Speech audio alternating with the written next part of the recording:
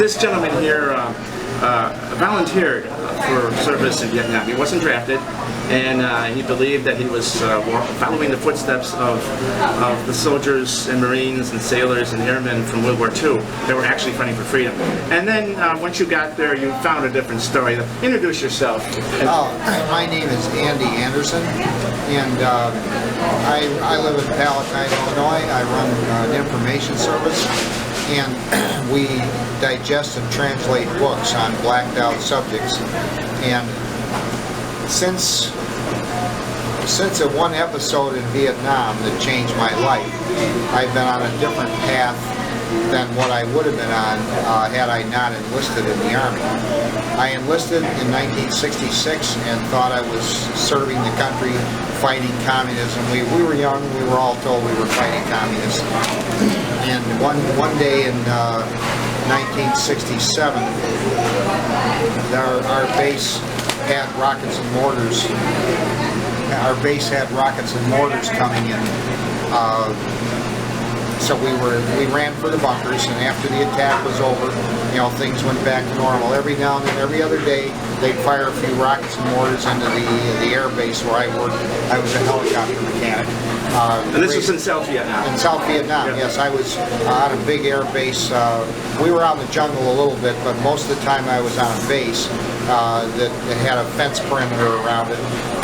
I was a radio repair and a technician for repairing helicopters. Aviation electronics is what I did. So we would listen with the headphones at night when our gunships were up. During an attack, the ships would get off the ground to try to avoid being damaged by rockets and mortars. Well, after that one attack was over, and during that night, we were listening, and one of our gunship warrant officers he said, well, it's dark, but we can see where the Viet Cong are firing the rockets into our base. And we were being attacked by the Viet Cong, and the gunship operators asked permission to fire. And the general at battalion headquarters says permission denied, permission denied. Permission denied. Permission denied. And you had VC. The VC, they were firing rockets and mortars into our base, but our gunships that had their own rockets and guns and machine guns and everything, they couldn't get permission to fire on the enemy. So the next day, after all the dust cleared, I asked my friend, the crew chief on one of those helicopters, they were Hueys, I said, how come you couldn't get information to get permission to fire on the enemy? And he said, oh, well, we met our kill quota for the day earlier in the day. He said, we can only kill so much a day, then we have to come back to the PX and have beer and pizza and then get ready. Isn't that lovely? So he said, if we had permission, open permission to fire on the enemy, whenever we saw them, this operation would be over in a couple of weeks. In a couple of weeks? Or something like that. That was their impression. He said it wouldn't be dragging on for years and years if we had open permission to fire wherever they saw the enemy or whenever they attacked our base. So you were basically being used as a guinea pig? We were involved in a controlled military action that existed for solely for the purpose of making profits for big corporations. I didn't know that at the time. I only learned that after talking to this crew chief, and then it was years later. This is General Smedley Butler, is the most decorated Marine general. Was it Vietnam?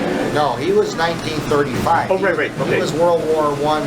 He didn't participate in World War II. He died before World War II. Oh, but he saw it he saw the future. He saw the future. Well, he said in all of his dealings, he said he was high-priced muscle for the mob, the United Fruit Company and Standard Oil, and he said the mafia was small potatoes compared to the U.S. military. He said, he worked on 3 continents as a muscle man for the U.S. military. And his book describes how corporations want to go to war every now and then to make 10 times more profits per set of shoes or clothes or everything they sell to the military. So war, all modern wars after Vietnam have been at the discretion of, including Vietnam. Including Vietnam. From Vietnam forward, we haven't been in an honest war where our troops have been fighting. It doesn't look like it. No, and They've lied to us so many times. We've been lied to totally, and that brings us, since 1970, when I got out of the service, I've read everything I get my hands on about what's going on in America and the world.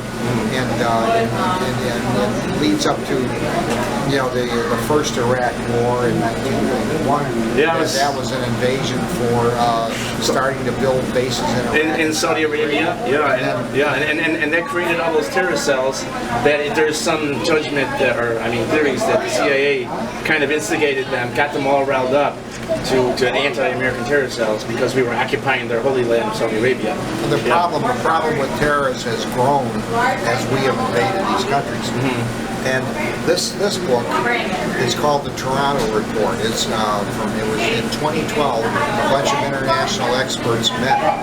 They met in Toronto and they had a 3-day symposium talking about all the forensic evidence of how all 7 buildings in New York were demolished by the demolition experts. They filmed the first 2 that were blown to dust, and the media in America was positioned to sell it as an attack by crazy Muslims. The idea that we were attacked by Muslims on 9/11 is a total myth. And 9/11, the myth of 9/11 is now driving the militarization of our police departments in America. It's driving the idea that our soldiers are fighting and hunting for terrorists all over the world. The myth of 9/11 is being used to justify the drone program. Using drones. Oh yeah, I forgot to mention we're in Pakistan too, and Yemen, and other countries. North Africa. And the information is now emerging that the drone program is being used to create more terrorists so that our military can say we need $1 trillion a year budget because they're terrorists everywhere. Oh yeah, and we're creating those terrorists. Right, exactly. And it may interject, universal health care is like the most precious issue to me. And I keep hearing that it's free stuff. It's free. It's not free stuff. I worked 35 years and paid taxes for 35 years. I kind of wish my taxes would have went to provide me and Andy and all the people in this building here with all the health care they need. Instead, our tax dollars went to give ISIS tanks and Humvees. Thousands of them were left in Iraq. I think the price tag of the Iraq War, it was $1 billion for that embassy alone, but the price tag is like $6 trillion and climbing. And now, if you were to add like all the wars, starting with Vietnam on down, maybe 25 trillion. It's huge. It's an enormous amount of money. But the military budget in America, we have 5% of the world's people. And our 5% of the world's people spends more on the military than the rest of the world combined, basically. It's $1 trillion a year global budget, and that money could be used for health care, public college, affordable housing for poor people, a whole list of things, good things that exist. Alternative energy, green energy. All of that stuff is being deprived of the American people because the $1 trillion that could be spent on it is going for $1 trillion a year. It's a global domination project. A billionaires club. It's a billionaires club, and